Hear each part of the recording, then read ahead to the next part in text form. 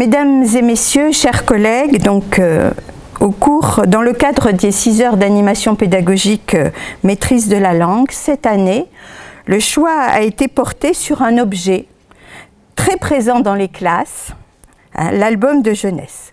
Au-delà de l'objet sur lequel Madame Aubert et moi nous allons revenir dans quelques instants, il nous a paru en effet intéressant d'interroger les usages qu'on peut en faire et par là même de vous proposer de nouvelles pistes d'exploitation, d'exploration de ces supports. En effet, les albums de littérature de jeunesse, au-delà de la stricte, si je puis dire, lecture de ces supports de texte, permettent de construire des compétences mises en œuvre. Bien évidemment, alors les compétences strictement de lecture, décoder, comprendre, interpréter.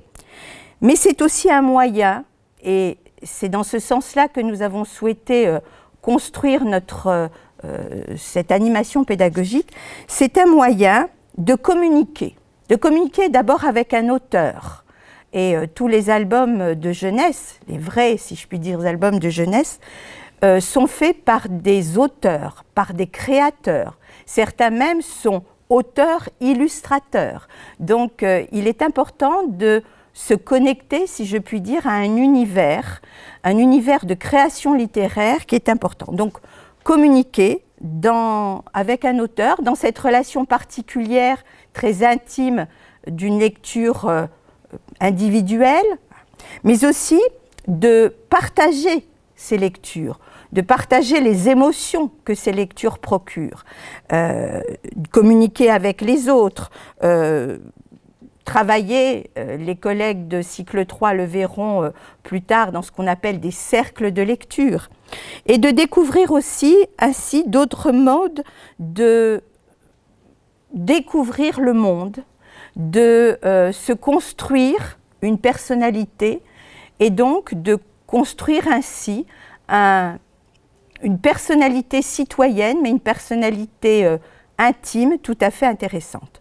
Donc voilà, ces quelques mots d'introduction vont me permettre d'abord d'explorer avec vous ce qu'est un album de jeunesse. En quoi ce support particulier, très présent, je vous l'ai dit, dans vos classes, mérite que l'on s'y arrête un petit peu dans sa définition et dans ses caractéristiques. Alors, un album de jeunesse, c'est un récit illustré dont le contenu est à la fois raconté par le texte et par l'image. Et il y a même des albums qui peuvent être sans texte. Nous vous en présenterons quelques-uns. Lors des ateliers, vous aurez sans doute l'occasion de les découvrir, mais la spécificité de l'album de littérature de jeunesse, comparé à d'autres œuvres de littérature de jeunesse, c'est l'importance donnée à ces illustrations. Cette particularité, alors des illustrations faites avec différents supports, pastel, gouache, etc., mais également des photos ou des schémas, exigent que la compréhension soit une compréhension qui aille au-delà de la compréhension que nous avons l'habitude de construire dans le cadre de notre enseignement de la lecture, c'est-à-dire de la signification des mots, de la signification des phrases, de la signification d'un texte, mais oblige, et on peut le faire dès l'école maternelle, dès le cycle 2, à interroger les relations qui existent entre le texte et l'image. Et si vous avez en tête quelques grands auteurs, je pense par exemple à Philippe Corentin dans un album que certains connaissent peut-être qui s'appelle L'Afrique de Zygomar, où il y a en effet une distorsion entre le texte qui dit quelque chose et les illustrations qui disent quelque chose de totalement différent, créant ainsi dans un genre littéraire particulier qui s'appelle l'humour. Donc, en effet, et c'est quelque chose qu'il faut enseigner aux élèves, ou du moins les familiariser, il faut que le lecteur, quel que soit son âge, et même nous en tant qu'adultes, nous puissions prendre en compte aussi bien des indices textuels que visuels. Donc, à ce premier niveau de complexité, le rapport texte-illustration qui n'est pas toujours chose aisée, s'ajoute bien évidemment le thème de cet album de jeunesse, qui peut être plus ou moins éloigné d'un univers de référence familier et habituel des enfants, mais aussi la langue, le lexique, la syntaxe, comme la structure narrative. On peut parler d'albums en randonnée, d'albums qui ont plutôt une vision chronologique, une structure très proche, par exemple, d'une structure du conte, avec un événement initial, des événements qui arrivent, qui bousculent, et puis un état final. Donc vous le voyez, l'album, même dans sa structure, est un support textuel complexe qui nécessite de votre part, en tant que professionnel, en tant qu'enseignant, une vigilance particulière dans le choix que l'on fait des albums, et nous y reviendrons au cours de cette animation. Alors, cet album, c'est toutefois un texte qui est accessible et dont il faut user, et je dirais même abuser, pour soutenir le développement du lecteur. C'est pour ça que vous qui êtes là aujourd'hui en grande partie enseignants de cycle 2, au-delà des textes spécifiques pour apprendre à lire, textes parfois dont j'allais dire, il y a une certaine forme de, excusez-moi le terme, je le mets entre guillemets, de pauvreté, il faut en parallèle, tout de suite, proposer aux élèves des albums dont justement la densité permet d'équilibrer les textes qu'on donne pour apprendre à lire et les textes que l'on va donner pour apprendre à comprendre, pour découvrir le monde, pour comprendre, je l'ai dit, comme l'exprime un auteur qui s'appelle Larry Swart, la joie des mots, le pouvoir d'une histoire et la magie de l'illustration. Donc ce sont ces points-là qui sont importants. Autre point aussi, par son format que j'évoquais tout à l'heure, ce double rapport texte-illustration, par sa longueur, un album, c'est un tout en soi. C'est-à-dire qu'en une seule fois, cela permet d'accéder à la totalité d'une œuvre, à la totalité d'une pensée, à la totalité d'une idée qu'un auteur veut communiquer à son lecteur. Et cela dans un temps relativement court. Lire un album de jeunesse, ça prend quelques minutes, tout casser vingtaine, demi-heure, voilà. Bien évidemment, si on est un lecteur relativement fluent dans sa lecture. Et puis, dès lors, cela implique un engagement du lecteur. On n'a pas un gros pavé à lire, c'est pas Harry Potter, c'est pas d'autres. Donc, ce format-là est un format particulièrement pour nos jeunes élèves d'école élémentaire, particulièrement attractif. Et donc, cela permet dès lors de découvrir, et nous nous sommes un petit peu entourés, Morgane Aubert et moi, de quelques exemples, toute une panoplie d'auteurs, d'illustrateurs, et donc de multiplier à l'envi ces auteurs. Au-delà de cet aspect-là, l'album, c'est aussi un superbe moyen de développer des stratégies de lecture. Et vous voyez là l'articulation tout à fait pertinente qui peut être faite de cet album au service de l'enseignement des stratégies de compréhension, des stratégies de lecture. Et donc, l'album va se trouver dès lors convoqué pour permettre de développer, d'illustrer, de mettre en œuvre, d'opérationnaliser un certain nombre de stratégies de lecture, et cela de manière efficace, en acte, en œuvre, en action. Cela donc permet par exemple de générer des inférences, ô combien, domaines ô combien travaillés dans les classes, de faire des prédictions, des hypothèses, d'envisager d'autres stratégies, etc. Donc, l'album de jeunesse peut, par son format compact, dense, tout aussi complexe, aider donc à acquérir de nouvelles connaissances lexicales, de nouvelles connaissances syntaxiques, de nouvelles connaissances textuelles. Donc c'est tout à fait intéressant de ce point de vue-là. L'album est également un outil de différenciation pédagogique, c'est-à-dire que on peut choisir de proposer des lectures de manière tout à fait variée et diverse. Vous en avez là, je vous ai mis là quelques exemples de ces types de lecture. Ça peut être une lecture bien évidemment individuelle, mais ça peut être surtout au cycle 2, quand on a des différences interindividuelles entre des élèves qui peuvent être déjà des lecteurs relativement habiles, de travailler sur des duos de lecture. Ce que vous faites peut-être déjà dans le cadre, par exemple, de liaison avec l'école maternelle, de travailler sur ce qu'on appelle des lectures interactives. Le kamishibai dont on va vous parler dans quelques instants lors des ateliers participe de cette interaction de la lecture. D'autres exemples peuvent être faits. Peut-être que certains d'entre vous connaissent ce qu'on appelle la technique des raconte-tapis, qui est une façon alors peut-être plus pour des petites classes, des classes de maternelle, mais mon Dieu, en début de CP, en début de cycle 2, ce qui est utile et intéressant en maternelle peut être tout à fait poursuivi. Et dès lors, on peut travailler sur des étayages, on peut travailler sur des textes qui permettent de prendre en compte les besoins des élèves, alors, peut-être pas non plus, et je mets là tout de suite peut-être un point d'attention. Nous parlons là d'albums de littérature de jeunesse. Je vous l'ai dit, avec un texte, une illustration, un texte relativement dense. Dans quelques instants, Morgane vous donnera des exemples de ces textes. Mais je me permets d'attirer votre attention sur parfois certains supports que les maisons d'édition appellent albums de littérature de jeunesse et qui n'en sont pas, qui n'ont pas cette densité, cette complexité, cette vision du monde que donne l'album de littérature de jeunesse.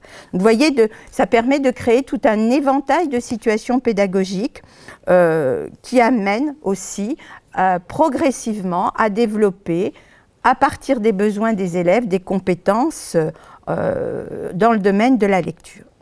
Et puis, l'album est au service de la communication. Alors, c'est vrai que dans ce que j'ai écrit, j'ai surtout mis de la communication orale, mais en fait, en y réfléchissant en même temps que je vous parle, j'aurais pu mettre de la communication orale et écrite. Ce qui est intéressant dans les albums, de par leur densité, leur complexité, c'est qu'ils vont amener obligatoirement à un moment donné ou à un autre, sous votre houlette d'enseignant, des débats, des interprétations. J'y reviendrai dans quelques instants. Un texte d'album de jeunesse, c'est un texte que Catherine Tauvron appelle un texte résistant. C'est-à-dire un texte qui s'oppose, qui oblige le lecteur à dépasser, à mettre de lui-même, à dépasser la stricte compréhension, définition des mots. C'est en lien avec une théorie littéraire que certains d'entre vous connaissent peut-être, qui s'appelle la théorie de la réception, qui a été mise en œuvre par Umberto Eco dans un ouvrage qui s'appelle Lector in Fabula, et qui exprime justement que en fait, le texte se construit. Le texte n'est jamais donné de lui-même, il se construit dans une interaction entre l'auteur et le texte et le lecteur. Donc c'est un outil de communication orale qui permet de développer des compétences des élèves pour apprendre. J'ai aimé, j'ai pas aimé, je pense que le personnage il est comme ceci ou comme cela. Et donc dès lors, le sens du texte se construit progressivement, on réagit au texte, on l'interprète, on justifie une appréciation. Certains d'entre vous connaissent, j'y reviendrai et je vous mettrai à disposition ce texte. Je ne sais pas si vous connaissez un texte de Bernard Friot dans les histoires pressées qui s'appelle Un Martien. Papa, maman, 9h du soir, c'est le début. Et oui, je suis sur la planète Mars, etc. Donc, certains d'entre vous le connaissent, vous voyez bien que c'est le type de texte qui peut provoquer pour des élèves de CE1 et CE2 un vrai débat.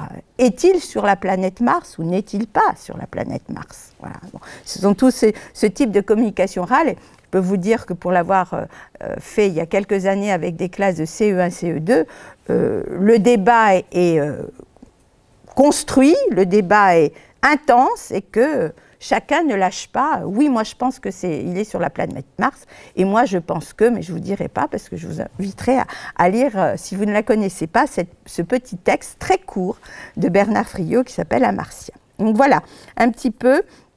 Ça permet aussi, et pour une fois, de permettre aux élèves de confronter leur vision du monde, de confronter ce qu'ils connaissent du monde avec leurs propres expériences, avec les expériences des autres, et dès lors de multiplier leur capacité à écouter, comprendre, accepter le point de vue de l'autre.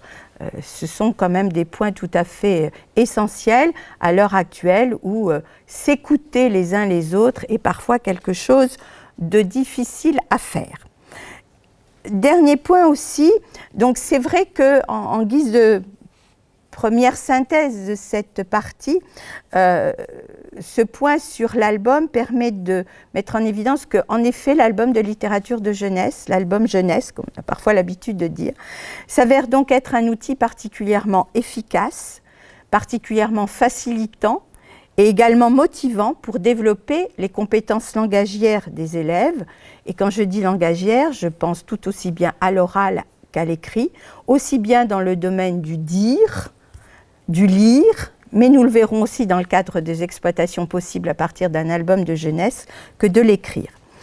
C'est vrai que, et c'est aussi la raison qui nous a fait nous intéresser, sortir un petit peu des plans français et de sortir des thématiques très prégnantes, de nous dire que ce support qui est très présent d'une manière ou d'une autre dans les classes et dans les écoles, comment faire pour l'utiliser afin qu'il puisse participer modestement mais sûrement à une évolution de l'environnement pédagogique de l'élève, de lui permettre d'élargir sa compréhension du monde, d'élargir sa culture littéraire et sa culture générale, tout en développant son esprit critique. Vous voyez là qu'au-delà de strictes compétences, je dirais, maîtrise de la langue, de lecture, on atteint à ce qu'on appelle une compétence, ou du moins un savoir-être que nous souhaitons développer chez tous nos élèves,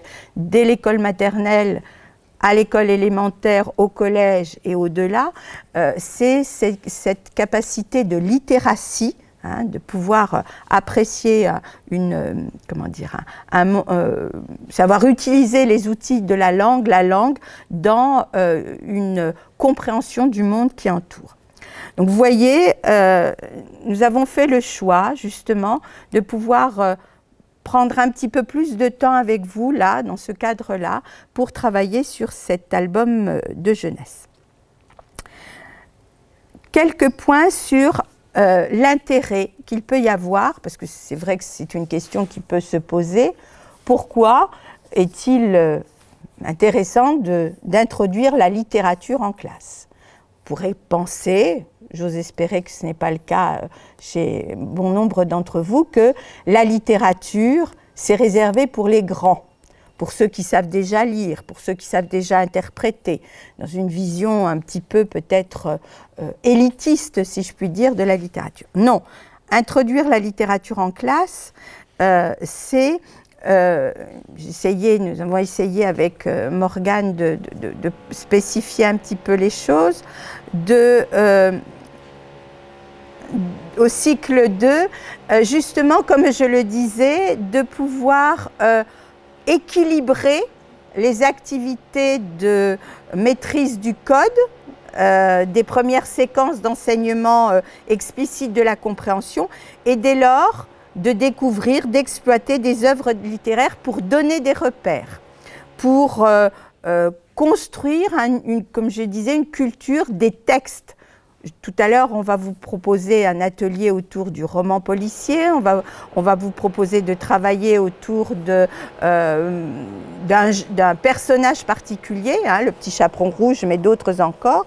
Mais dès lors, ça amène à se confronter et à pouvoir justement comprendre en quoi les activités de décodage, les activités explicites de maîtrise du code sont nécessaires pour ensuite pouvoir lire avec plaisir, aimer lire, etc. Au cycle 3, on est beaucoup plus dans quelque chose, la littérature va permettre vraiment de construire, de consolider et de construire cette posture de lecteur attentif au fonctionnement du texte. Et c'est ce que je vous disais tout à l'heure dans ces aspects relevant de la théorie de la réception, c'est-à-dire on n'est pas passif devant un texte. Le sens du texte n'est pas là et ne se révèle pas à soi comme une sorte de... Bon, nous sommes une école laïque, mais voilà, comme quand on a une révélation d'ordre métaphysique, religieuse ou que sais-je.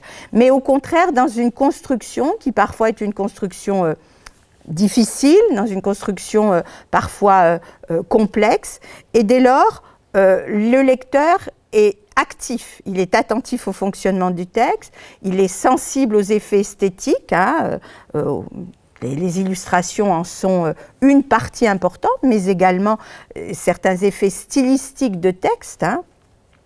Conscient aussi, et ça c'est un point très très important, des valeurs que porte un ouvrage autour de certain nombre de principes, la différence, le respect de l'autre, que sais-je encore. Voilà. Et donc de structurer progressivement cette lecture littéraire. Et donc, vous voyez là, il y a, tant au cycle 2 qu'au cycle 3, un certain nombre d'aspects qui militent vraiment pour que la littérature de jeunesse, la littérature tout court d'ailleurs, parce que la littérature de jeunesse voudrait dire qu'il y a une littérature d'adultes. Oui, il y a des ouvrages qui peuvent être, disons, plus spécifiquement réservés à des adultes. Je ne sais pas si certains d'entre vous connaissent Michel Tournier, qui est décédé, qui était un grand auteur, qui a tout à la fois écrit Vendredi ou les lames du Pacifique, qui est un ouvrage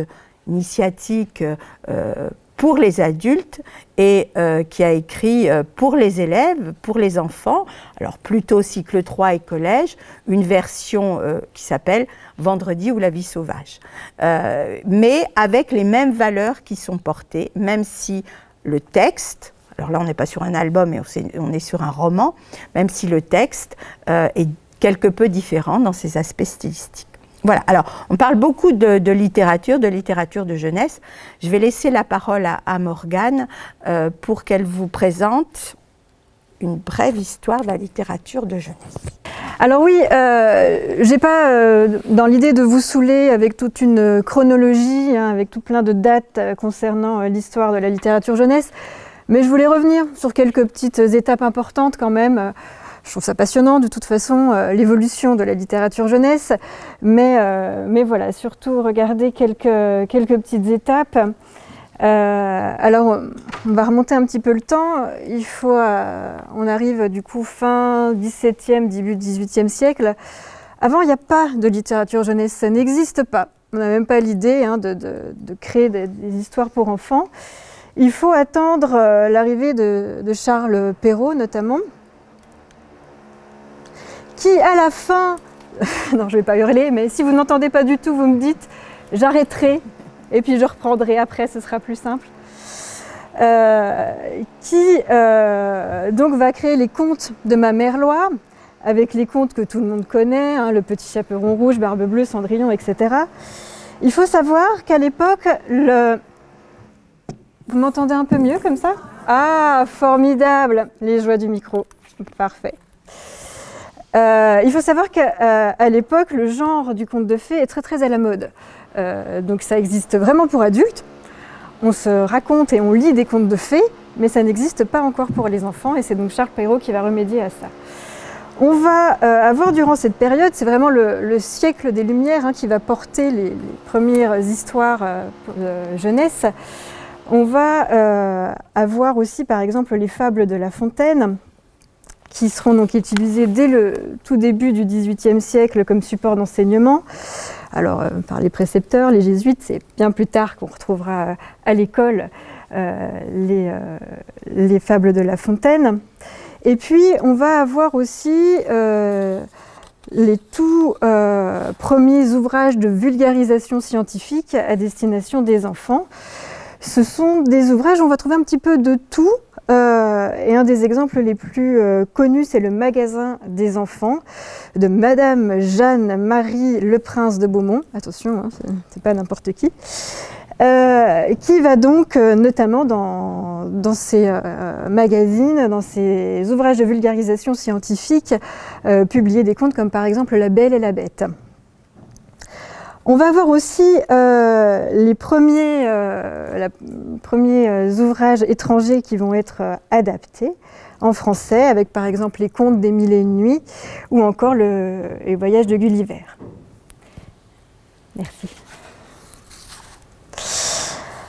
Alors, on arrive à la période de la Révolution française, et là, ça va être une période qui va être marquée par la rivalité de deux éditeurs.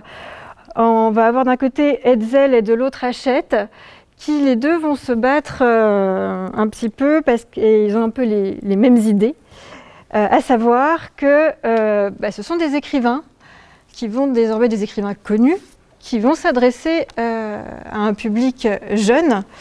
Par exemple, on va avoir la comtesse de Ségur avec Les Malheurs de Sophie, Alphonse Daudet avec Les Lettres de Montmoulin, ou encore Jules Verne avec par exemple 20 000 lieues sous les mers et plein d'autres aventures. Alors, pareil, cette vague, cette idée que des écrivains célèbres écrivent pour la jeunesse, ça va se retrouver un petit peu partout en Europe. On va avoir les contes d'Andersen, par exemple, au Danemark. On va avoir aussi Charles Dickens, Stevenson ou encore Lewis Carroll avec Alice au pays des merveilles.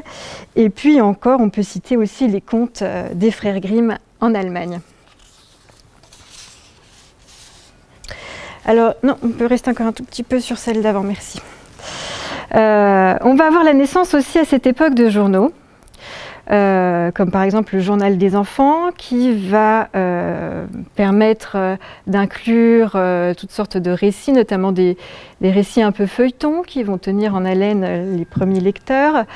C'est aussi dans ce genre de magazine qu'on va retrouver les toutes premières bandes dessinées et qu'on peut retrouver aussi certaines images d'Épinal, ces images populaires. Ici on a un petit exemple avec la comptine du père Michel. Et puis, comme je viens de le dire, on va avoir les débuts de la bande dessinée aussi, vraiment à la fin du 19e, milieu-fin du 19e, avec par exemple, vous avez ici Rodolphe Töpfer, qui était un Suisse, qui était un enseignant d'ailleurs, un professeur de lettres, qui va commencer à raconter ses voyages, notamment ses voyages en Italie, à ses élèves, par le biais de petites bandes dessinées. Alors ça n'a rien à voir avec ce qu'on connaît aujourd'hui, mais voilà, le média BD était quand même né. Alors, par la suite, au début du siècle dernier, on va avoir des albums que je pense vous connaissez tous, comme par exemple les albums du Père Castor, avec donc le Père Castor qui raconte à trois petits castors, je ne sais pas comment on dit, des bébés castors, les jeunes castors, différentes histoires. C'est des albums qui ont été conçus par Paul Fauché et son épouse Linda Durdekova, qui sont tous les deux militants de l'éducation nouvelle. Alors encore aujourd'hui, ils existent ces albums. Il y a près de 2000 ouvrages de cette collection qui sont encore actuellement publiés, que vous pouvez retrouver dans les bibliothèques et les librairies, comme par exemple Roule Galette que vous avez là au-dessus. On va aussi retrouver des personnages, des héros animaliers que vous connaissez, je pense, tous, comme par exemple Babar, par Jean Bruneuf en 1931. On a aussi par exemple Mickey. Mickey, je ne sais pas si vous savez quand est né Mickey. Maintenant, voilà, Walt Disney est maître de ce monde, mais on oublie la date de naissance de Mickey parfois. Mickey est une vieille souris. Mickey date de 1928 et on trouvera donc les premières BD et les premiers albums jeunesse à partir des années 30.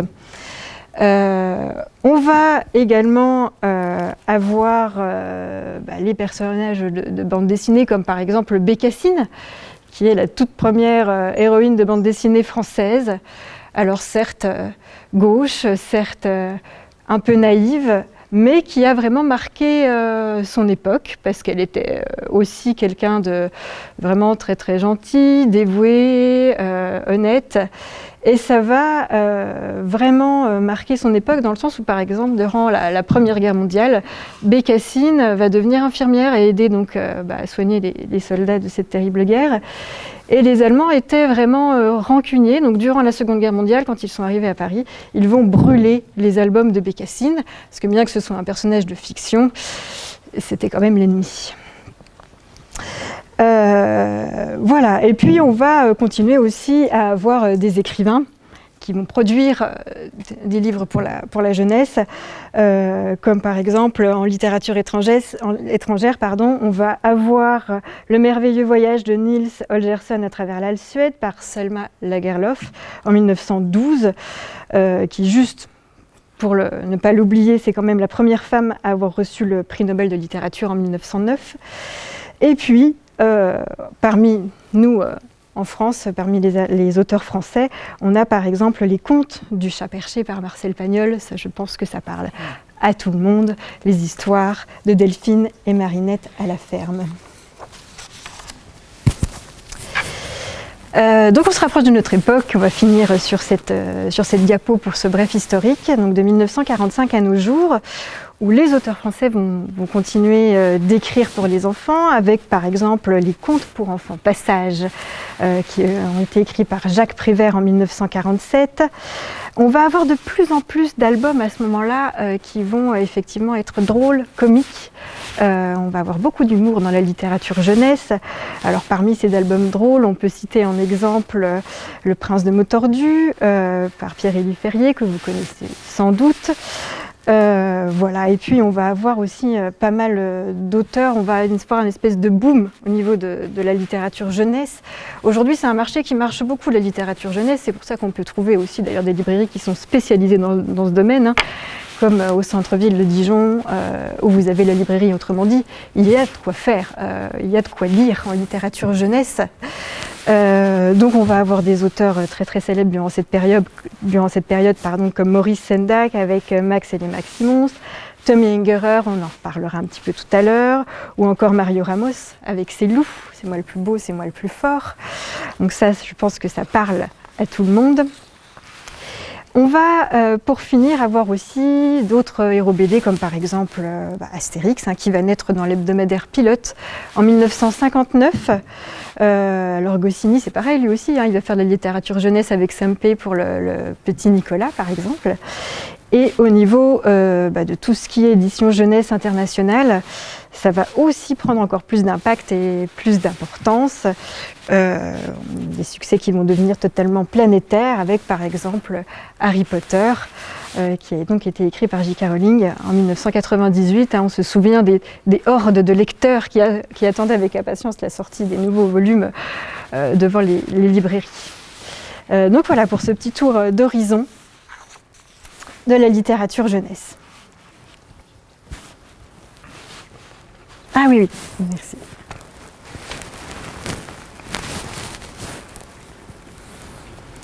Alors je garde encore un tout petit coup la parole pour revenir, c'est vrai que ce sont des choses que Madame Manzoni a déjà plus ou moins dit, mais c'est vrai que le livre jeunesse, en tant qu'œuvre littéraire, ça permet aussi, c'est important pour former l'individu, pour former le futur citoyen et pour le lecteur. Alors l'individu, donc en l'aidant à découvrir et décrypter le monde qui l'entoure et à comprendre ses émotions, à se comprendre lui-même. Alors en exemple, peut-être, je ne sais pas si vous voyez, alors les livres qu'on vous montre, vous pourrez les regarder ensuite à la médiathèque Canopée, hein, ce sera peut-être aussi plus pratique. Mais c'est vrai qu'il y en a quand même quelques-uns qu'on voulait vraiment vous montrer parce qu'on les trouve très très beaux. Et c'est le cas des Richter de Jacominus Gainsborough, qui a été donc écrit et dessiné par Rebecca d'Entremer. Et on va suivre l'histoire d'un petit lapin vraiment très très mignon à la patte folle. Et on va suivre toute son existence, de sa naissance à sa disparition. Comment est-ce qu'il va grandir? Comment est-ce qu'il va devenir un homme, se marier, avoir des enfants? Et chaque planche est une double page avec beaucoup de détails, beaucoup de personnages. Donc on peut vraiment passer du temps sur ces illustrations. Et voilà, les enfants peuvent se perdre un petit peu en contemplation, chercher différents détails dans les différentes pages.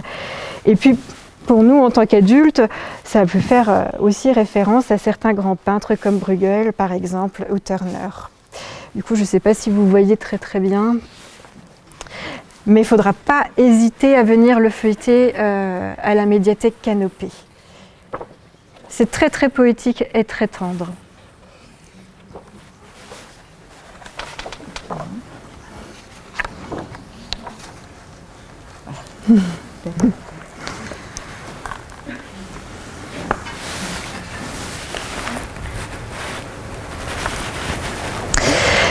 Alors ensuite, pour le futur citoyen aussi, c'est important, la littérature, ça va lui permettre de développer une relation sensible et critique aux événements passés ou en cours.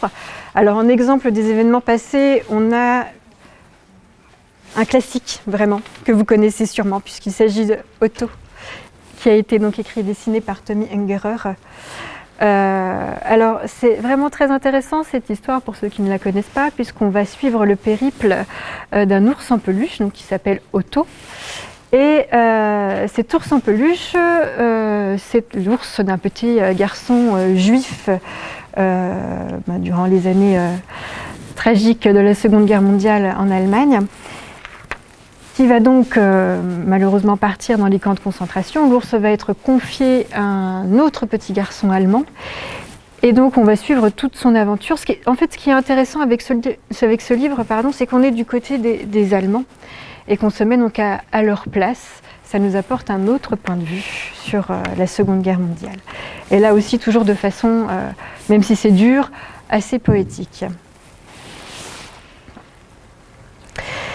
Ça va aussi permettre à ces albums jeunesse de découvrir le patrimoine et l'histoire, avec autre exemple, toute cette collection qui s'appelle la collection Pont des Arts, qui a été notamment donc éditée par le réseau Canopée. C'est peut-être d'ailleurs une collection que vous connaissez. En fait, c'est plutôt sympathique puisqu'on part à chaque fois d'une œuvre. Donc ici, il s'agit de l'ours Pompon.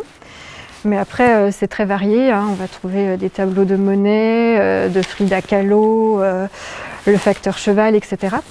Donc cycle 2, cycle 3.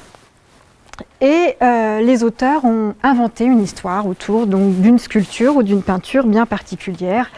Donc ça peut être aussi un moyen de parler de l'histoire de l'art, d'évoquer différents styles, de parler d'architecture, de peinture, etc.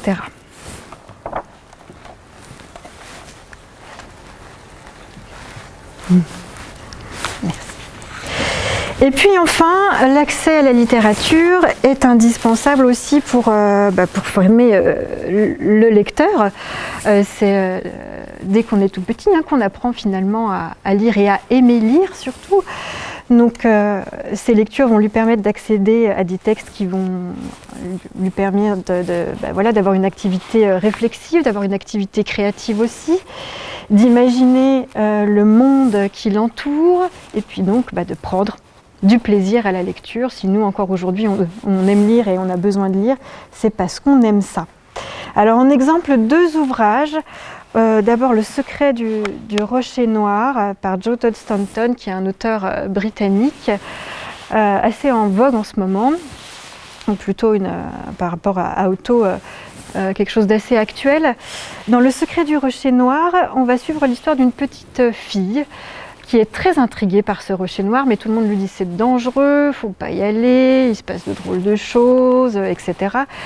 Mais elle n'a pas peur, elle va aller voir ce qui se passe et découvrir en fait ce qu'est en réalité cet immense rocher noir. Donc voilà, là aussi c'est un récit très très basé sur la curiosité, la tolérance et au niveau des dessins qui est vraiment très très joli.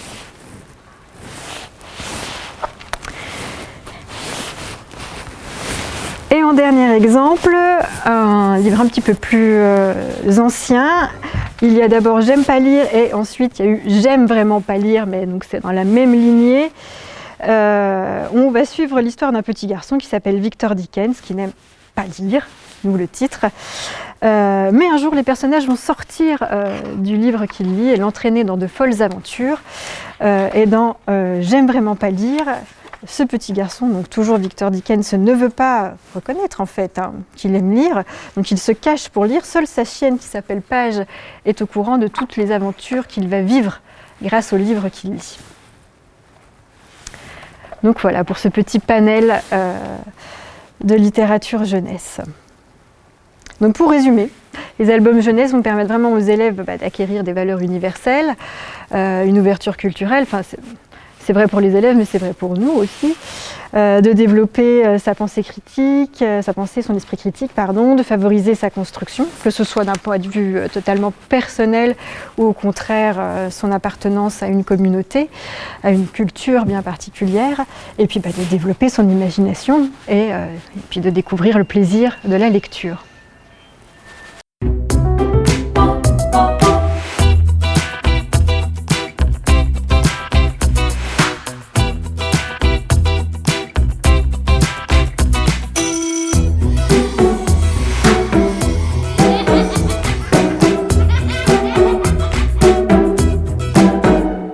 Dans une interaction, donc dans une relation dynamique, active, entre un texte et son lecteur. Ce lecteur qui a des connaissances, qui a des émotions. Les exemples que nous vous donnons à travers J'aime vraiment pas lire montrent justement toute cette dimension personnelle, émotionnelle que peut représenter la lecture. Et donc c'est ce que je vous évoquais, c'est-à-dire que ce sens va se créer dans cette interaction et que dès lors, il y a un album, il y a un texte, mais il peut y avoir prolifération de sens dans la mesure où chacun va lui donner le sens qu'il souhaite. Et c'est tout à la fois la complexité, la richesse et la diversité de travailler avec des albums de jeunesse. Ceci implique donc, et c'est pour ça que je faisais tout à l'heure la différence entre au cycle 2 et particulièrement au CP, mais encore au CE1, au CE2, les textes qu'on donne pour lire, pour apprendre à lire, pour apprendre à décoder, voire pour apprendre à comprendre, et les textes de littérature. Donc il faut donner à lire aux élèves des textes qui soient, je vous le disais, en reprenant l'expression de Catherine Tauvron, des textes résistants. C'est-à-dire des textes dont le sens peut être proliférant, il y a plusieurs interprétations possibles.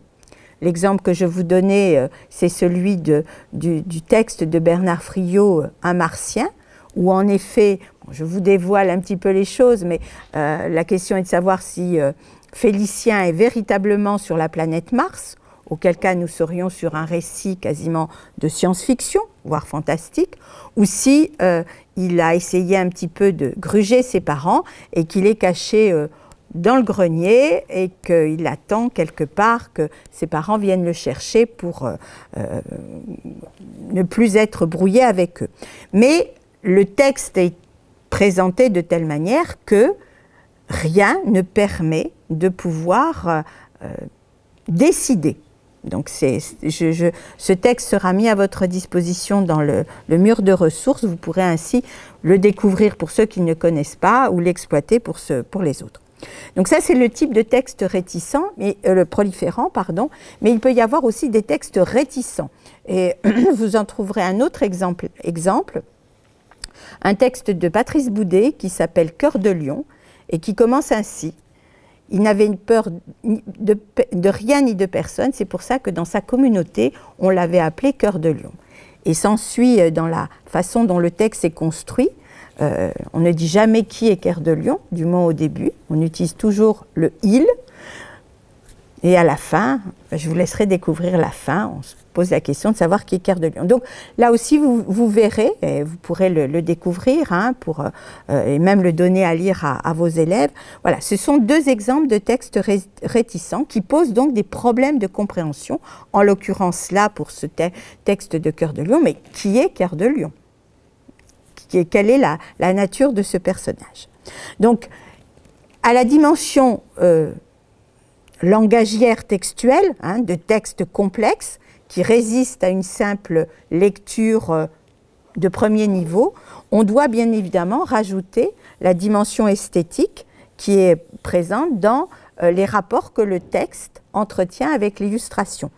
Je pense par exemple à un certain nombre d'ouvrages que vous connaissez peut-être. J'évoquais tout à l'heure l'Afrique de Zygomar, Philippe Corentin, qui est un auteur-illustrateur, et nombre d'auteurs-illustrateurs sont particulièrement attentifs à être soit dans la redondance, soit au contraire dans la complémentarité, voire même dans la contradiction entre ce que dit le texte et ce que dit l'image, et réciproquement. Donc, toute cette lecture littéraire, c'est ça. C'est à la fois ces textes qui doivent être réticents et un rapport texte et illustration qui pose lui aussi question. Alors, une fois défini un petit peu ce qu'est cette lecture littéraire, cette lecture littéraire et le fait de donner à lire aux élèves des albums de jeunesse que vous aurez choisis, les engage donc dans une démarche qui est une démarche interprétative. Et je me permets d'appuyer sur ce terme interprétatif dans la mesure où il ne s'agit pas de simplement travailler la compréhension, mais d'aller un petit peu au-delà de cette compréhension et de pouvoir ainsi associer des capacités cognitives liées à la compréhension, mais également de culture. Pourquoi j'ai aimé, ce que j'ai compris, ce que j'ai interprété. Moi, je pense que Félicien, il est vraiment sur la planète Mars parce que, et puis on justifie son propos. Non, moi, je pense que Félicien, il est dans le grenier et qu'il fait tout ça pour embêter ses parents. La preuve, c'est qu'il leur demande... je vous laisserai découvrir le texte. Donc, c'est une lecture qui est une lecture, et en cela, elle participe particulièrement au cycle 3, pleinement à la culture littéraire et artistique, à la forme sensible du texte, hein, à la forme aussi du fonctionnement du texte. Les aspects esthétiques sont pris en compte, la façon dont le choix du lexique, le choix de la syntaxe. Certains albums dits en randonnée, Roule-Galette en est un exemple, hein, où permet justement par une structure itérative, répétitive, de pouvoir construire progressivement un sens. D'autres textes sont particulièrement intéressants par rapport à ça. Et puis, à cette lecture esthétique, vous le verrez, vous l'avez peut-être aperçu à travers les quelques images que nous vous avons donné à voir. Hein. Je reprends l'exemple de Jacominus. La double page de Jacominus, l'une des premières doubles pages de Jacominus fait penser au tableau de Bruegel. Donc, vous voyez bien là aussi tout ce qu'on appelle l'intertextualité qu'on peut mettre en place. Du coup, aller revoir des vraies œuvres, enfin des œuvres véritables de Bruegel. Et puis, dans notre monde où tout va très vite, l'album de jeunesse, exploiter un album de jeunesse, c'est une lecture lente. C'est une lecture qui prend son temps. C'est une lecture qui ne se fait pas en une semaine, en 2 semaines, en 3 semaines, mais c'est une lecture qui peut au contraire prendre le temps, qui permet des pauses, des relectures, des « ah, j'avais pas compris ceci comme ça ». Donc ces pauses qui sont particulièrement essentielles aussi à la construction, surtout chez les jeunes enfants et chez nos jeunes élèves, de ces compétences de posture de lecteur, de sujet lecteur. Alors, ces compétences, la lecture littéraire, bref résumé, met en effet en œuvre un certain nombre de compétences, vous les découvrez sur cette diapositive. Bon, des compétences bien évidemment linguistiques, hein, en lien avec la lexique et la syntaxe, hein, donner à lire des ouvrages dont, même si le texte est entre guillemets simple syntaxiquement, permet quand même de travailler ces aspects-là. Des compétences encyclopédiques, hein, on l'évoquait à travers Le secret du rocher noir, par exemple, la découverte d'un monde sous-marin et d'un monde peu visible, hein, des connaissances, des références culturelles, je reviens sur ce que je disais sur Jacominus, mais qui sont importantes dans la construction de ce citoyen, de ce petit citoyen, mais de ce citoyen déjà du monde. Des compétences logiques aussi, qui sont tout aussi importantes, toutes ces relations qui se créent entre les personnages, entre les textes, l'analogie, l'opposition, la cause, la conséquence, voilà, et qui contribuent ainsi à la construction du sens du texte. Bon, encore, donner à lire des textes qui permettent justement de comprendre les ressorts intimes d'un personnage, ce qu'on appelle cette théorie des états mentaux des personnages, sont particulièrement intéressants et particulièrement à l'œuvre dans les albums de littérature de jeunesse.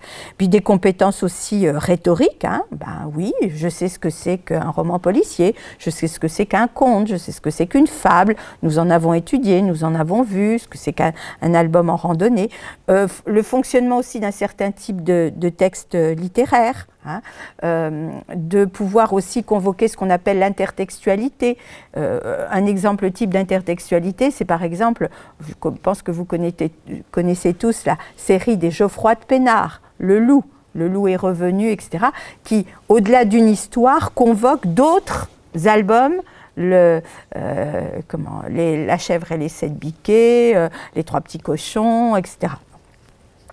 Et puis des compétences, et le terme n'est pas péjoratif, des compétences idéologiques, ces valeurs que Morgane évoquait, le fait par exemple de ne pas respecter la différence, d'être dans une forme de, entre guillemets, gentillesse, le mot n'est pas du tout, péjoratif, voilà, mais une vision du monde ainsi que des valeurs que ce monde véhicule. Alors, la question qui se pose maintenant, c'est une fois qu'on a déterminé un petit peu l'intérêt des albums de jeunesse, mais également c'est comment les choisir. Comment choisir ces albums de jeunesse, comment explorer les albums de jeunesse et comment les choisir. Avant toute chose, je voudrais quand même peut-être vous alerter. Certes, la première chose que je souhaiterais vous dire, c'est que attention, ce n'est pas parce que soit on aime un album que dès lors, il va être accessible pour les élèves. J'oserais presque même vous dire, méfiez-vous, soyez vigilants. Ce n'est pas parce qu'on aime un album que celui-ci, dès lors, même si on y met toute son émotion, tout son enthousiasme, tout son amour quelque part de la lecture, que dès lors, il va accrocher avec les élèves. Je pense par exemple à certaines œuvres littéraires qui sont parfois des œuvres littéraires majeures, qui, soi-disant, dont les héros sont des enfants, mais qui pour autant ne sont pas forcément des œuvres de littérature de jeunesse. Alors, je veux prendre un exemple, alors qui plus est, c'est un exemple que personnellement en tant que j'aime énormément parce que c'est un auteur que j'apprécie énormément pour son humanisme.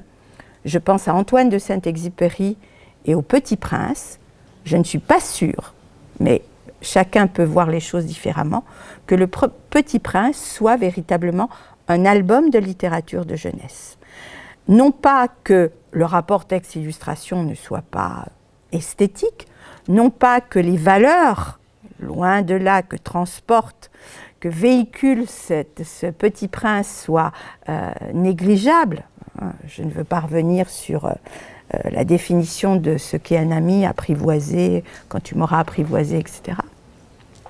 Mais il y a parfois des faux semblants. Faites attention, l'enthousiasme qu'on peut avoir parce qu'on aime un album, parce qu'on a trouvé, excusez-moi l'expression un peu familière, ça chouette, parce que c'est joli, parce qu'il y a des belles images, ça ne suffit pas.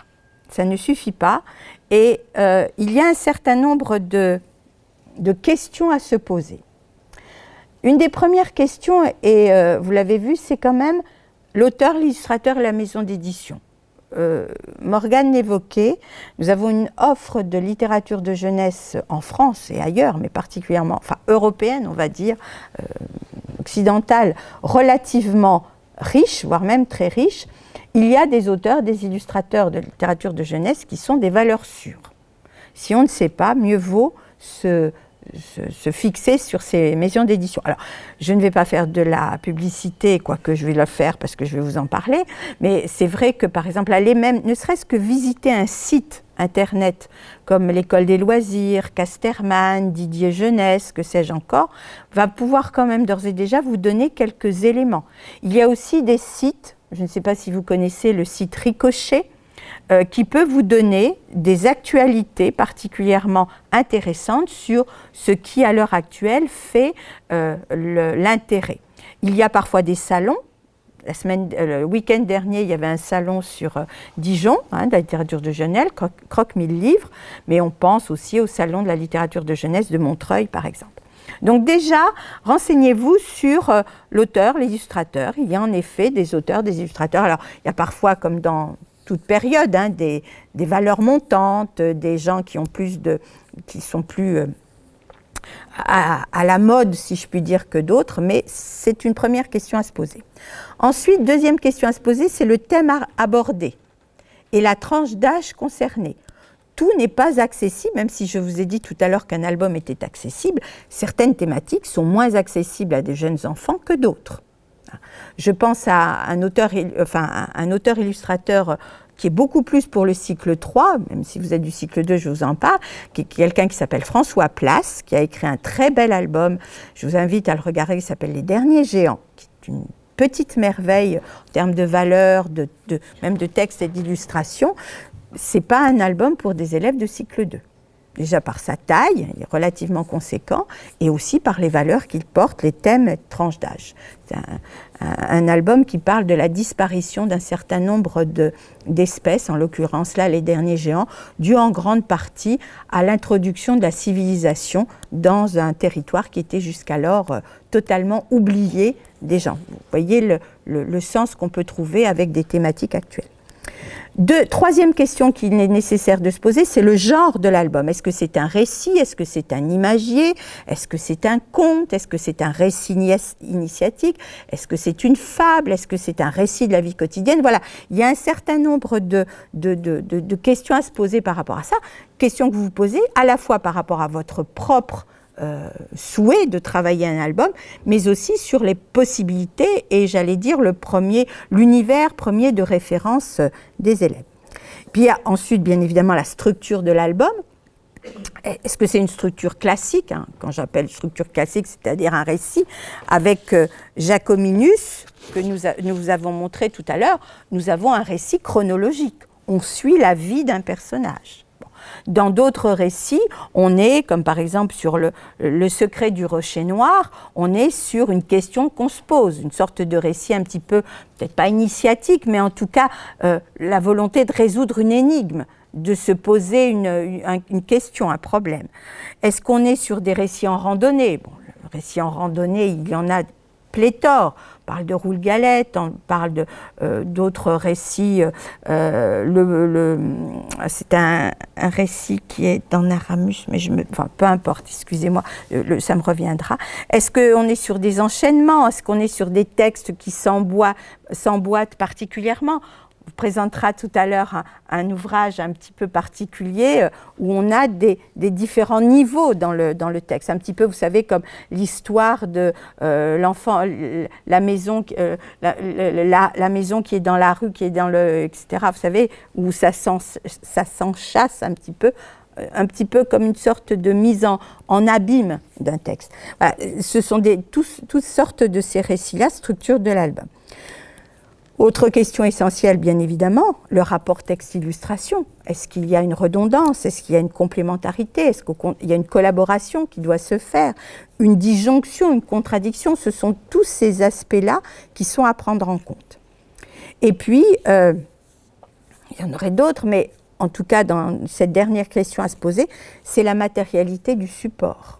ne serait-ce que pour des raisons j'allais dire, de prise en main, tant pour vous que pour les élèves. Est-ce que c'est un album qui est découpé? Tous les albums que nous vous avons jusqu'à présent proposés, ce sont des albums qui se tiennent droit, à la verticale. Vous avez des formats à l'italienne.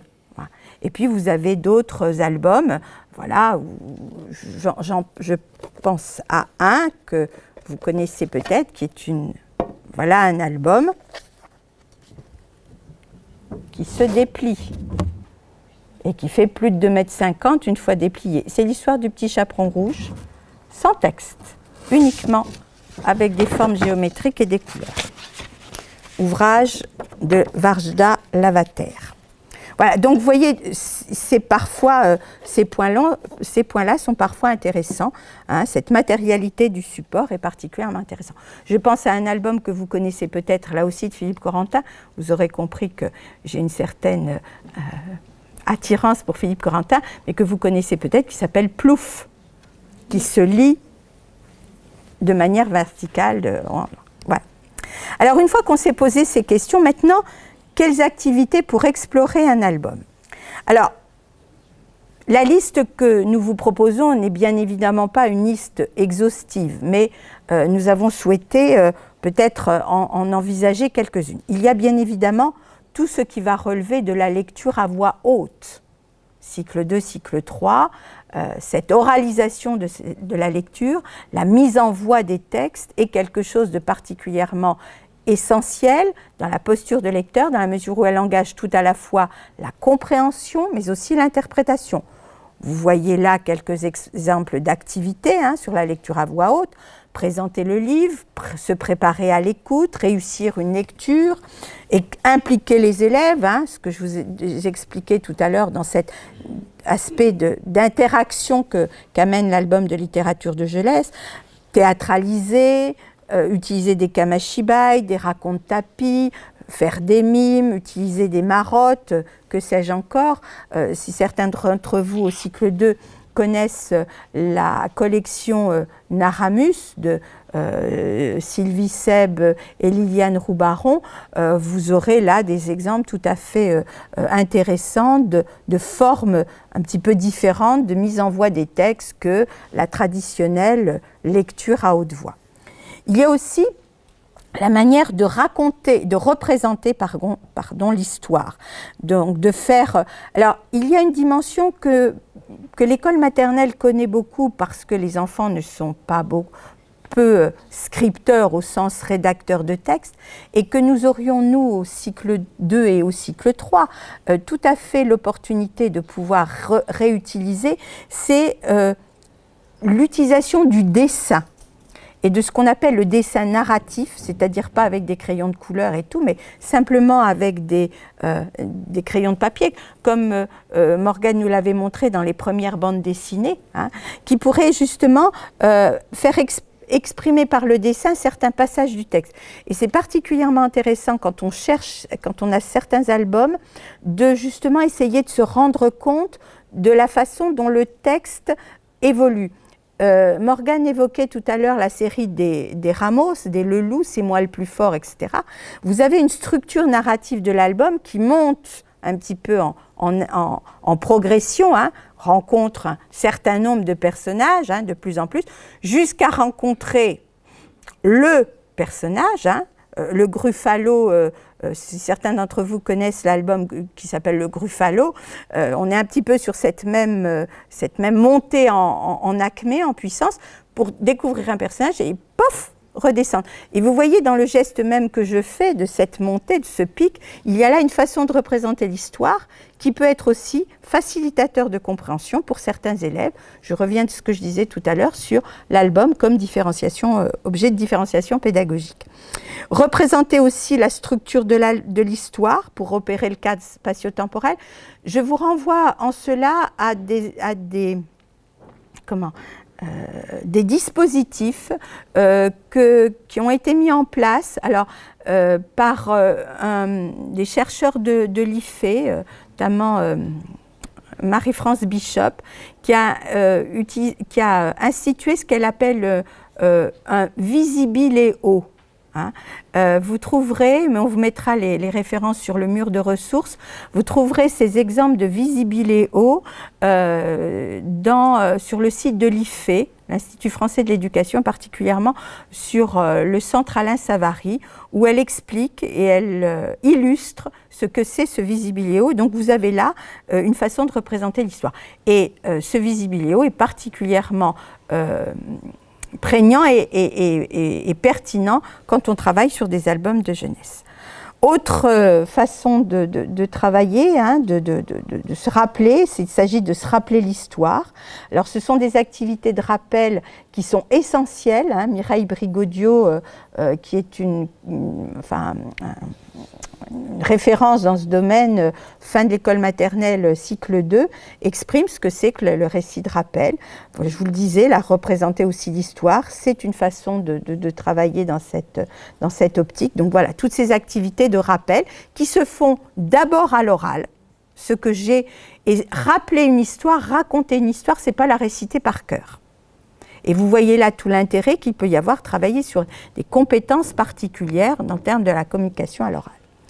Il y a bien évidemment le prolongement de la découverte de l'album par d'autres activités, notamment des activités esthétiques, artistiques, hein, le lien bien évidemment avec les arts visuels, tout ce qu'on peut faire. Je prends l'exemple du rocher noir où on travaille avec un peu le système de l'iceberg, hein, une partie visible et une partie invisible. Vous voyez tout le parti que l'on peut tirer, et d'ailleurs ça doit exister, hein, d'une forme première, et puis qu'est-ce qu'on peut trouver en dessous, hein, si on prolonge cette forme par rapport à ça. Mais également, n'oubliez pas tout ce qui est mime, théâtralisation, lecture dialoguée, etc. J'avance parce que le temps passe. Et puis enfin, pour finir, autre type d'activité pour exploiter un album, proposer des activités bien évidemment de lecture, notamment des débats interprétatifs. Qu'en avez-vous pensé? Pourquoi? Mise en voie de texte, hein, ces cercles de lecture que j'évoquais en début de propos, et de proposer aussi des activités d'écriture. Écrire pour exprimer ce qu'on a retenu, ce qu'on a ressenti, ce qu'on a aimé. Écrire pour résumer, pour donner une suite. J'évoquais tout à l'heure le texte qui sera à votre disposition, qui s'appelle Cœur de Lion. Il y a une activité très simple. À un moment donné, on arrête le texte. Hein, vous verrez qu'il y a une structure très, très itérative et on demande aux élèves d'inventer la suite ou d'inventer pour eux qui est Cœur de Lion. Et ça peut donner lieu à des activités d'écriture tout à fait intéressantes et de poursuivre et de compléter des extraits qui sont donnés. Voilà, nous sommes presque arrivés à l'issue de cette présentation. Nous voudrions avec Morgane, terminer peut-être en vous ouvrant sur d'autres activités ou d'autres types de textes. Donc je vais lui redonner le micro et la parole. Alors, en premier, oui, je voulais vous présenter quelques albums originaux. On en a déjà vu un avec le Petit Chaperon Rouge. Malheureusement, ce Petit Chaperon Rouge n'est plus édité. Donc c'est collector, voilà. Mais voilà, je voulais vous en présenter trois autres qu'on peut trouver facilement en librairie ou en bibliothèque. Le premier, c'est le livre du livre du livre. Déjà, le titre est assez singulier et en fait, on a une espèce, c'est une espèce de poupée russe, puisqu'effectivement, on va vraiment trouver un livre dans un livre dans un livre. Et l'histoire, c'est celle d'un petit garçon qui est à la plage, qui va égarer ses parents. Second livre, plus petit dans l'album, cette fois-ci on est à la montagne, pareil, il va égarer ses parents. Et dernier livre encore plus petit, donc dans les deux premiers livres, où cette fois-ci l'enfant est sur la planète Mars. Oui. Elle n'a pas Félicia. Non. Et pareil, malheureusement, il ne retrouve plus ses parents, mais à la fin, dans les trois cas, ça se finira bien, il retrouvera ses parents. Mais du coup, c'est vraiment un jeu, c'est assez rigolo dans cette mise en page, dans cette structure. Là aussi, effectivement, une espèce de mise en abîme et d'analogie où les lieux changent, mais pas les personnages. Alors le deuxième, c'est la princesse rebelle se dévoile. C'est un album assez récent qui date de 2021, qui a été publié aux éditions d'Urwerg. Et c'est plutôt rigolo puisque vous verrez du coup, quand vous pourrez accéder au lien, il y a un extrait, vous pouvez voir un passage de l'album où effectivement on joue sur les personnages de conte. Il va y avoir une espèce de revisite de la figure de la princesse où la première double page, on a d'un côté le texte, de l'autre l'image. Le texte est assez classique, où voilà, la princesse doit se faire belle, machin, s'apprêter, se maquiller et compagnie.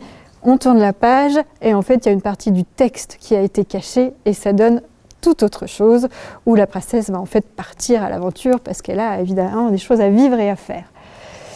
Et enfin, le dernier album, c'est Cette maison est hantée, qui est pareil, un album très récent, publié à l'École des loisirs. Et là, c'est assez sympa puisqu'il y a tout un mécanisme de calque. On suit l'histoire d'une petite fille qui, elle, est en couleur dans un monde très sépia. Ses parents, elles, viennent d'emménager dans une nouvelle maison, mais c'est une très vieille maison. Et il paraîtrait qu'il y a des fantômes. Donc cette petite fille les cherche, les fantômes. Mais elle ne les voit pas. Il n'y a que le lecteur qui les voit grâce au calque. Les fantômes qui ont une bouille super. Vraiment, j'adore les fantômes. Donc voilà, c'est peut-être pas très flagrant là comme ça, mais vous pourrez les feuilleter à l'atelier sans problème.